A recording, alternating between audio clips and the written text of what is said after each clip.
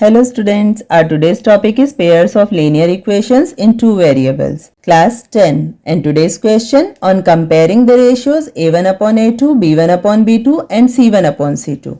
And without drawing them, find out whether the lines representing the following pairs of linear equations intersect at a point, are parallel or coincide. हमें linear equations के कुछ pairs दिए हुए हैं और हमें find out करना है कि उन्हें रिप्रेजेंट करने वाली जो लाइंस होगी वो एक दूसरे को इंटरसेक्ट करेगी, एक दूसरे के पैरेलल होगी या फिर कोइंसाइड होगी।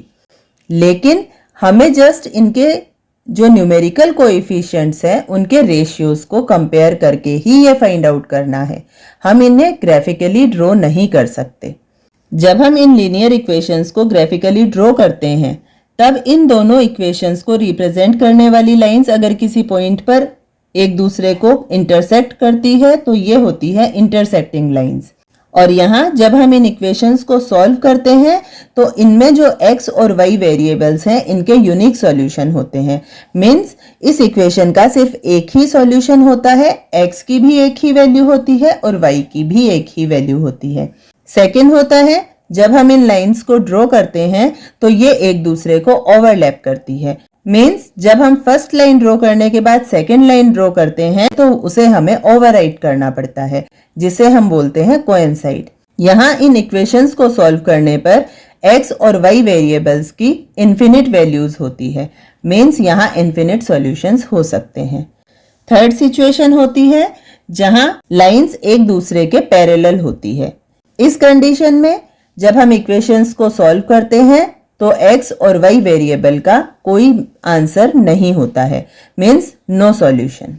लेकिन हमें क्योंकि ना तो ग्राफिकली ड्रॉ करना है और ना ही हमें इक्वेशंस को सॉल्व करना है, हमें जस्ट न्यूमेरिकल कोएफिशिएंट्स का रेशियो फाइंड आउट करना है और उनके कंपैरिजन के बेसिस पर ही हमें ये बताना है कि ये लाइंस इंटरसेक्ट करेगी, पैरेलल होगी या फिर कोइंसाइड होगी। टू वेरिएबल्स में कोई भी लीनियर इक्वेशन होती है वो ax plus by plus c equals to 0 की फॉर्म में होती है।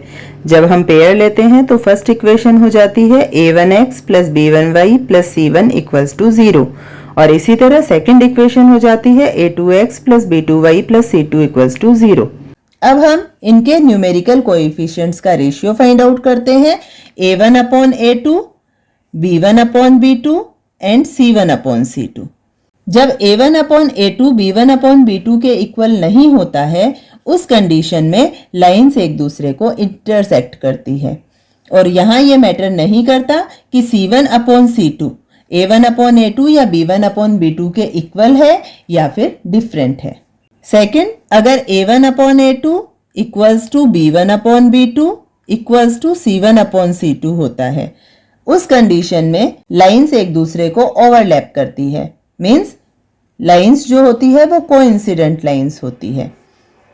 थर्ड सिचुएशन होती है जहां a1 upon a2 equals to होता है b1 upon b2 but they are not equals to c1 upon c2। इस कंडीशन में लाइंस एक दूसरे के पैरेलल होती है।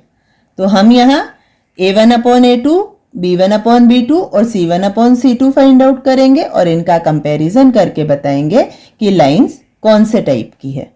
फर्स्ट एग्जाम्पल, a1 की वैल्यू है 5 और a2 equals to 7, b1 -4 and b2 equals to 6, c1 is positive 8 and c2 equals to -9।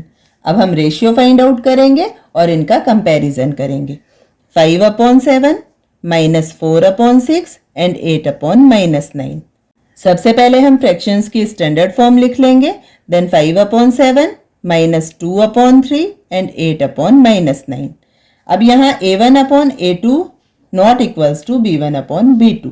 First condition fulfil हो रही है। इट मीन्स लीनियर इक्वेशन के इस पेयर को जो लाइंस रिप्रेजेंट करेगी वो एक दूसरे को इंटरसेक्ट करेगी और यहाँ ये मैटर नहीं करेगा कि c1 upon c2 a1 upon a2 और b1 अपॉन b2 में किसी एक के इक्वल है या नहीं। सेकेंड एग्जाम्पल है जहाँ a1 इक्वल्स टू है 9, b1 equals to 3 and c1 equals to 12, a2 equals to 18, b2 equals to 6 and c2 equals to 24। Comparison करेंगे 9 upon a2, 3 upon 6, 12 upon 24। Standard form में ले लेंगे 1/2, 1/2 एंड 1/2. अब यहाँ a1/a2 equals to b1/b2 and equals to c1/c2. It means इस pair की जो linear equations है इनको रिप्रेजेंट करने वाली लाइंस एक दूसरे को ओवरलैप करेगी, इनके इन्फिनिट सॉल्यूशंस होंगे. इट मीन्स ये हो गई coincident lines. Last example, a1 equals to 6, b1 equals to -3 and c1 equals to 10. a2 equals to 2, b2 equals to -1 and c2 equals to 9.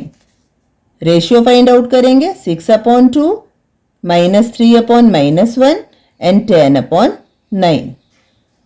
Standard form लिखेंगे 3/1, 3/1 and 10/9. a1/a2 equals to b1/b2 but they are not equals to c1/c2. और ये condition है जब lines parallel होती है. It means इस pair की linear equations को रिप्रेजेंट करने वाली जो लाइंस होगी वो एक दूसरे के पैरेलल होगी.